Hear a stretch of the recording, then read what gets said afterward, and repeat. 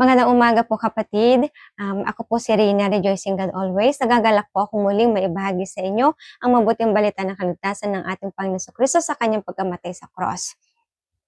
Naway pagtiyagaan niyo pong pakinggan at tapusin hanggang sa wakas. Naniniwala po ako talaga ng ating Panginoong Hesus ang kaisa-isang ating tagapagligtas na anak ng Diyos. Dahil mababasa po natin ito sa Lucas chapter 4, verse 43. Kaya't sinabi niya sa kanila, kailangan ko ring ipangaral sa ibang bayan ang mabuting balita tungkol sa paghahari ng Diyos, sapagkat isinugo ako para dito. Wala pong ibang ginawa ang ating Panginoong Hesus kundi ipangaral sa bayan, sa mga tao ang kaligtasan ng ating Diyos Ama, ang kanyang pag-ibig at pagmamahal sa atin. Ang lahat po ng ikabubuti natin. Kaya pong ating Panginoon Kristo ay napakasipag, talagang mahal na mahal niya tayo kasi gusto niya po tayong makasama sa kanyang kaharian. At kahit andito pa po tayo sa buhay na ito, gusto niyang malaman natin kung ano ang tunay na pagliligtas, sapagkat sa buhay na ito ay talagang napakarami naman po talagang kahirapan, kaguluhan, kasamaan. Mas marami po talaga ang masama kaysa mabuti.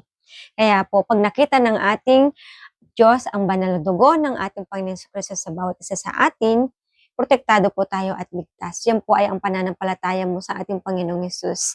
Ang nagpapatibay ng relasyon natin sa Diyos na tayo ay talagang ligtas sa lahat ng ating mga kaaway, sa lahat ng kapahamakan, maging sa kahirapan. Siya po ang magbahalang magpo-provide ng ating lahat ng ating pangangailangan. Kagalingan din po sa ating mga karamdaman. Walang imposible sa Diyos. Tao lamang po tayo. Pero ang Diyos po, siya ang may likha ng lahat.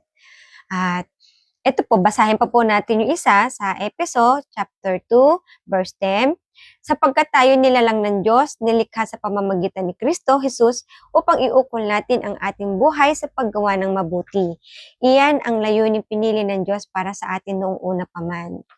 Bago pa tayo nilikha dito sa mundong ito, pinili na tayo ng ating Diyos para sumunod sa yapak ng ating Panginoong Hesus upang gumawa ng mabuti sa buhay na ito, upang maibahagi sa lahat ng tao ang pagmamahal ng ating Diyos Ama at ang pagliligtas ng ating Panginoon Kristo na namatay ang ating Panginoong Hesus sa cross para tayo ay iligtas. Hindi lang din po sa buhay nito, sa lahat ng mga pangailangan natin, emotional po, material man po o physical, kundi po sa ating kaluluwa na tunay na ikakabuti natin, ang makasama natin ang ating Panginoong Hesus sa kanyang kaharian.